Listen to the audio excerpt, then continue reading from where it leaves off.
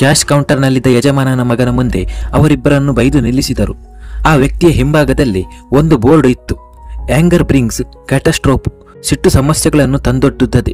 ಆ ಮನುಷ್ಯ ಸಿಟ್ಟಿನಿಂದ ಮುಖ ಕೆಂಪಗೆ ಮಾಡಿಕೊಂಡು ವಾಮಗೋಚರವಾಗಿ ಬೈತಿದ್ದ. ಹತ್ತಿರಕ್ಕೆ ಹೋಗಿ ವಿಚಾರಿಸಿದಾಗ ದೊಡ್ಡ ನಷ್ಟದಲ್ಲಿ ಬಿದ್ದವನಂತೆ ಲಕ್ಷಣವಾಗಿ 70 ಚಿಲ್ಲರೆ ಬಿಲ್ಲಾಗುವಂತೆ ತಿಂದಿದ್ದಾರೆ. ಕೈಯಲ್ಲಿರೋದು 15, ಮಿಕ್ಕಿದ್ದು ಇವರಪ್ಪ ಕೊಡ್ತಾರಾ ಎಂದ ಕೂಡಲೇ ಕೈ ಎತ್ತಿ ಮಾತು ಬೇಡವೆಂದು ಉಳಿದ ಹಣ ಕೊಟ್ಟು ಅವರನ್ನು ಹೋಗುವಂತೆ ಸನ್ನೆ ಮಾಡಿದ. ಇವನು ಗೇಟಿನ ಬಳಿಗೆ ಹೋಗುವಾಗ ಅವರಿಬ್ಬರು ಅಲ್ಲೇ ನಿಂತಿದ್ದರು. ಥ್ಯಾಂಕ್ ಯು ಸರ್, ನನ್ನ ಹೆಸರು ವಿದ್ಯಾ, ಇವನು ನನ್ನ ತಮ್ಮ ರಾಘು. ನಾವು ತಿಂದಿದ್ದಕ್ಕೆ ಇಷ್ಟೊಂದು ಹಣ ಕೊಡಬೇಕು ಅಂತ ಗೊತ್ತಿರಲಿಲ್ಲ. ನಿಮ್ಮ ಅಡ್ರೆಸ್ ಕೊಡಿ, ನಾವು ಮನಿ ಆರ್ಡರ್ ಮಾಡ್ತೀವಿ, ಧೈರ್ಯವಹಿಸಿ ಆ ಹುಡುಗಿ ಹೇಳಿದಾಗ ಮೆಚ್ಚಿಕೊಂಡ. ಆಯ್ತು, ಅದೇನು ಬೇಡ. ನಿಮ್ಮ ಮನೆಯಲ್ಲಿ ವಿಚಾರಿಸಿದ. ಸರಿಯಾಗಿ ಗೊತ್ತಿಲ್ಲ. ನಮ್ಮಕ್ಕ ಸಂಧ್ಯಾ ಅನುರಾಧ ನರ್ಸಿಂಗ್ ಹೋಮ್ನಲ್ಲಿ ರಿಸೆಪ್ಷನಿಸ್ಟ್ ಆಗಿದ್ದಾಳೆ ಅಂದಾಗ ಅವನಿಗೆ ನಿಜವಾಗಿ ಸಿಟ್ಟು ಬಂತು. ಕೆನ್ನೆಗೆ ಬಾರಿಸಿ ಬಿಡಬೇಕೆನಿಸಿತು. ನಿರಂತರವಾಗಿ ಆ ಮನೆಗಾಗಿ ಅವಳು ದುಡಿಯುತ್ತಿರುವಾಗ ಇವಕ್ಕೆ ಹೋಟೆಲ್ನಲ್ಲಿ ತಿನ್ನೋ ಕೈಯಲ್ಲಿ ಎಂದುಕೊಂಡ. ನೀವು ಯಾಕೆ ಇಲ್ಲಿಗೆ ಬಂದ್ರಿ ಪ್ರಶ್ನಿಸಿದ. ಜಾಮೂನು ದೋಸೆ ತಿನ್ನೋಕೆ ಅಂದಾಗ ಅವನ ಮೈ ಉರಿಯಿತು. ಯಾಕೆ ಹೋಳಿಗೆ ತಿನ್ನಲಿಲ್ವಾ? ಗದರಿಯ ಸ್ಕೂಟರ್ ಹತ್ತಿಸಿಕೊಂಡು ಬಂದು ನರ್ಸಿಂಗ್ ಹೋಮ್ ಬಳಿ ಇಳಿಸಿ ನಿಮ್ಮಕ್ಕ ಒಳಗಡೆ ಇದ್ದಾಳೆ ಹೋಗಿ ಎಂದ. ನಿಮಿಷದಲ್ಲಿ ಅವನ ಸ್ಕೂಟರ್ ಕಣ್ಮರೆಯಾಯಿತು. ಇವೆರಡು ಅನುಮಾನಿಸುತ್ತಲೇ ಗೇಟಿನೊಳಗೆ ಹೊಕ್ಕಾಗ ಆಯಾ ಕೆಂಪಮ್ಮ ಬಂದು ವಿಚಾರಿಸಿದಳು. ಸಂಧ್ಯಾ ನಮ್ಮಕ್ಕ ಅಂದ ಕೂಡಲೇ ಅವಳ ಗಡಸು ಮುಖ ಮೃದುವಾಯಿತು. ತೀರಾ ಶ್ರೀಮಂತ ಮನೆತನದ ಮಕ್ಕಳು ನರ್ಸಿಂಗ್ ಹೋಮ್ನಲ್ಲಿ ಹುಟ್ಟಿದಾಗ ಎಲ್ಲರಿಗೂ ಸ್ವೀಟ್ ಬಾಕ್ಸ್ ಗಿಫ್ಟ್ ಕೊಡೋದು ಸಹಜ. ಎಷ್ಟೋ ಸಲ ಸಂಧ್ಯಾ ಸ್ವೀಟ್ಸ್ ಬಾಕ್ಸ್ ಅನ್ನು ಅವಳಿಗೆ ಕೊಟ್ಟಿದ್ದುಂಟು. ಅದರಿಂದಲೇ ಅವಳ ಬಗ್ಗೆ ಗೌರವ. ಬನ್ನಿ ಎಂದು ಮುಂದಕ್ಕೆ ಹೋದ ಕೂಡಲೇ ವಿದ್ಯಾ ರಾಘುನ ಬಿಟ್ಟು ಹಿಂದಕ್ಕೆ ಓಡಿ ಅದೃಶ್ಯಳಾದಳು. ಆಯಾ ಕೆಂಪಮ್ಮ ಹಿಂದಕ್ಕೆ ತಿರುಗಿ ಎಲ್ಲೋ ನಿಮ್ಮಕ್ಕ ಅನ್ನುತ್ತಲೇ ಅಳುತ್ತಿದ್ದ ಅವನನ್ನು ಎಳೆದೊಯ್ದು ಸಂಧ್ಯಾ ಮುಂದೆ ನಿಲ್ಲಿಸಿದಾಗ ಮೂರ್ಛೆ ಹೋಗುವಂತಾಯಿತು. ದಿಕ್ಕು ತೋಚಲಿಲ್ಲ. ಮಂಗಳಗೌರಿ ಪೂಜೆ ಮಾಡಿದ ಸಂತೋಷವೆಲ್ಲ ದಿಕ್ಕಾಪಾಲಾಯಿತು.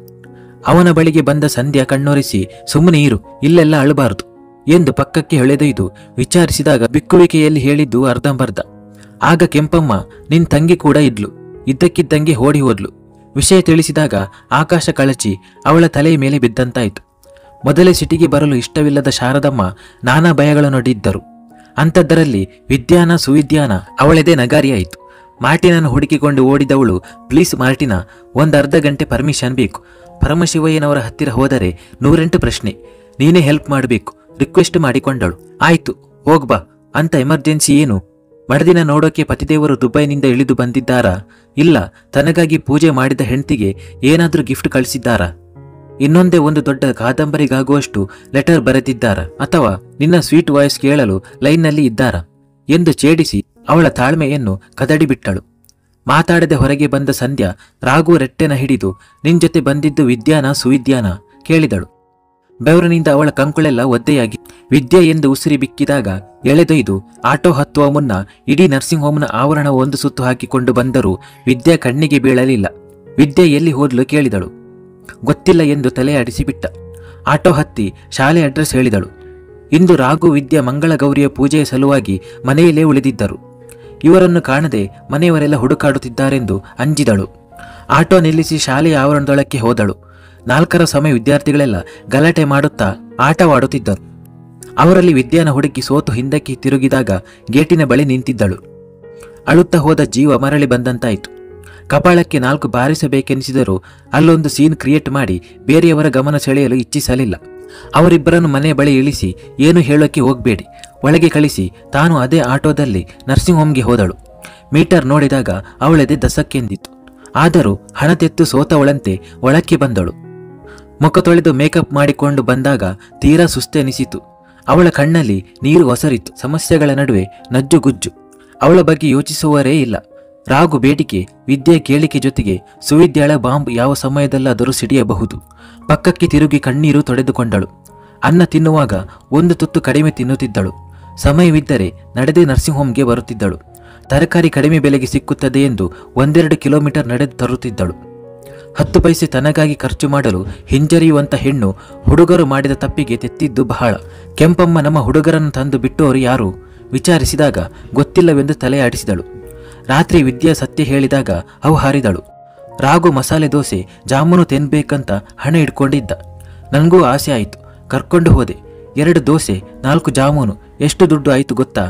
ನಮ್ಮತ್ರ ಇದ್ದಿದ್ದು ಬರೀ 15 ರೂಪಾಯಿ ಅಷ್ಟೇ. ಹೋಟೆಲ್ ಯಜಮಾನ ಬೈತಾ ಇರುವಾಗ ಯಾರೋ ಅಂಕಲ್ ಆ ಹಣ ಕೊಟ್ಟು ನಮ್ಮನ್ನು ನರ್ಸಿಂಗ್ ಹೋಮ್ ಹತ್ರ ಬಿಟ್ಟೋದ್ರು. ನಂಗೆ ಭಯ ಆಯಿತು. ಅದಕ್ಕೆ ಸ್ಕೂಲ್ ಹತ್ರ ಹೋದೆ. ಅಳುತ್ತಾ ಹೇಳಿದಾಗ ಹಣೆಗೆ ಕೈಯೊತ್ತಿಕೊಂಡು ಕೂತು ಬಿಟ್ಟಳು. ದಿಕ್ಕು ತೋಚದಂತಾಯಿತು. ಈ ವಿಷಯ ಅಪ್ಪ ಅಮ್ಮನವರಿಗೂ ಹೋಗೋದು ಸರಿ ಕಾಣಲಿಲ್ಲ.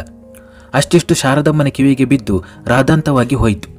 ಪಾಪಿಗಳು ಯಾಕಾದರೂ ನನ್ನ ಹೊಟ್ಟೆಯಲ್ಲಿ ಹುಟ್ಟಿದ್ವೋ? ಎಷ್ಟೊಂದು ಹೋಳಿಗೆ ತಟ್ಟಿ ಇಟ್ಟಿದ್ದೀನಿ. ಇವರಿಗೆ ಜಾಮೂನು ದೋಸೆ ಬೇಕಾಗಿತ್ತಾ? ಕೋಲಿಗಾಗಿ ಹುಡುಕಾಡತೊಡಗಿದಾಗ ಅಮ್ಮ ದಯವಿಟ್ಟು ಸುಮ್ಮನೆ ಇರು. ನಾವು ಇವರುಗಳ ಹೊಟ್ಟೆಯಲ್ಲಿ ಹುಟ್ಟಿದ್ದು ತಪ್ಪಂತ ಸಂಕಟ ಪಡೋ ಹಂಗೆ ಮಾಡಬೇಡಿ.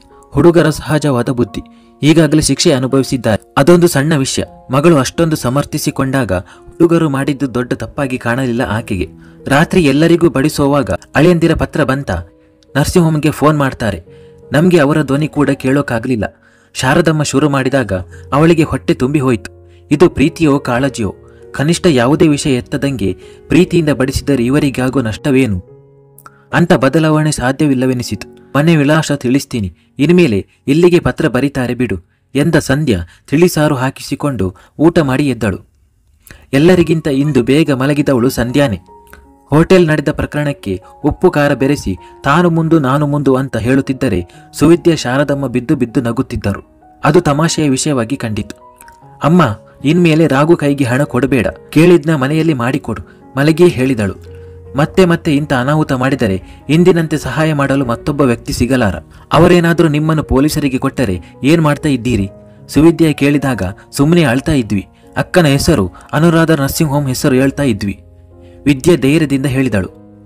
ಎಲ್ಲರೂ ಮಲಗಿದ ಮೇಲೆ ಕತ್ತಲಲ್ಲಿ ಸಂಧ್ಯಾಳ ಬಳಿ ಬಂದು ಕುಳಿತ ಶಾರದಮ್ಮ ಮಗಳ ತಲೆಯನ್ನು ಸವರಿ, ನಾವು ಇಲ್ಲಿಗೆ ಬಂದು ಪೂರ್ತಿ ಹೊರೆಯಾಗಿ ಬಿಟ್ವಿ ಸಂಧ್ಯಾ. ಅಲ್ಲಾದರೆ ಸ್ಕೂಲಿಗೆ ನಡ್ಕೊಂಡು ಹೋಗ್ತಾ ಇದ್ರು. ಹಳ್ಳಿ ಕಡೆಯಿಂದ ಬರ್ತಾ ಇದ್ದ ಗುರುತಿನ ತರಕಾರಿಯವನು ಸುಮ್ಮನೆ ತರಕಾರಿ ಕೊಟ್ಟು ಹೋಗ್ತಾ ಇದ್ದರು. ಮನೆಗೆ ಬಾಡಿಗೆ ಇರಲಿಲ್ಲ. ನಿಮ್ಮಪ್ಪನ ಅನಾರೋಗ್ಯವಿಲ್ಲದಿದ್ದರೆ ಹೇಗೋ ಮನೆ ತೂಗಿಸಿಕೊಂಡು ಹೋಗ್ತಾ ಇದ್ದೆ. ನೀನು ಕೊಡ್ತಾ ಇದ್ದ ಹಣ ಈಗ ಎಷ್ಟೊಂದು ತಾಪತ್ರಯಗಳು. ಇದನ್ನೆಲ್ಲ ಹೇಗೆ ಪೂರೈಸ್ತಿ? ಆಕೆಯ ಕಣ್ಣೀರು ಅವಳ ಕೆನ್ನೆಗಳ ಮೇಲೆ ಉದುರಿತು. ತಾಯಿಯ ಹಸ್ತವನ್ನು ತನ್ನ ಕೈಯೊಳಗೆ ತಗೊಂಡ ಸಂಧ್ಯಾ, ಅಮ್ಮ, ಅಲ್ಲಿನ ಮನೆಯ ಮೇಲೆ ಒಂದಿಷ್ಟು ಹಣ ತೆಗೆದು ಸುವಿದ್ಯಾ ಮದುವೆ ಮಾಡೋಣ ಅಂತ ಇದ್ದಾರೆ ಅಪ್ಪ. ನನ್ನ ವಿವಾಹವಾಯಿತು. ಆಗ ಇಬ್ಬರ ಜವಾಬ್ದಾರಿ ಕಡಿಮೆ ಆದಂಗೆ. ಈ ವರ್ಷ ಕಳೆದ ಮೇಲೆ ದುಬೈನಿಂದ ಅವರು ಒಂದಿಷ್ಟು ಹಣ ಕಳಿಸಬಹುದು. ನಂಗೂ ಒಳ್ಳೆ ಸಂಬಳವಿದೆ. ಒಳ್ಳೆ ಸ್ಕೂಲ್ಗಳಲ್ಲಿ ಹುಡುಗರಿಗೆ ಸೀಟು ಸಿಕ್ಕಿದೆ. ಇದೆಲ್ಲ ಅಲ್ಲಿದ್ದರೆ ಸಾಧ್ಯವಾಗ್ತಾ ಇತ್ತಾ? ವಿಷಯ ಮರೆಸಿದಳು. ಮಗಳ ಧೈರ್ಯದ ನುಡಿಗಳಿಂದ ಒಂದಿಷ್ಟು ಸಮಾಧಾನಗೊಂಡರೂ ಒಂದು ರೀತಿಯ ಒಳಗುದಿ ವ್ಯಕ್ತಪಡಿಸಲಾರದೆ ಚಡಪಡಿಸಿ ಕೊನೆಯಲ್ಲಿ ತೋಡಿಕೊಂಡರು. ಏನೋ ಕಣೆ ಸಂಧ್ಯಾ, ಎಷ್ಟೇ ಪ್ರಯತ್ನಿಸಿದರೂ ಮನಸ್ಸು ಸಮಾಧಾನಕ್ಕೆ ಬರ್ತಾ ಇಲ್ಲ. ನೀನು ಹಿರಿಯ ಸಂತಾನ. ಬದುಕಿದ್ದ ನಾವು ಹಲವು 10 ಕಡೆ ಗಂಡುನ ಹುಡುಕಿ ನಿಂಗೆ ಮದುವೆ ಮಾಡಬೇಕಾಗಿತ್ತು. ಅದು ನಮ್ಮ ಕೈಯಲ್ಲಾಗಲಿಲ್ಲ. ಖರ್ಚಿಲ್ಲದಂಗೆ ನೀನೇ ಮಾಡ್ಕೊಂಡೆ. ಇದೇನು ಕಡಿಮೆ ಅವಮಾನನ? ನೋವಾ? ನಮ್ಮಂತ ಹೊಣೆಗೇಡಿಗಳು ನಿಸ್ಸಹಾಯಕರಿಗೆ ಮಕ್ಕಳು ಅಗತ್ಯವೇ ಇಲ್ಲ. ಮುಸಿ ಮುಸಿ ಅಳಲು ಶುರು ಮಾಡಿದಾಗ ತಟ್ಟನೆದ್ದು ತಾಯಿಯನ್ನು ಅಡಿಗೆ ಮನೆಗೆ ಕರೆದೊಯ್ದಳು. ಅಮ್ಮ, ಪ್ಲೀಸ್, ನೀನು ಬೇರೆ ತರಹ ಯೋಚಿಸು. ಅವೆಲ್ಲ ಹಿಂದಿನ ಕಾಲದ ಪದ್ಧತಿಗಳು.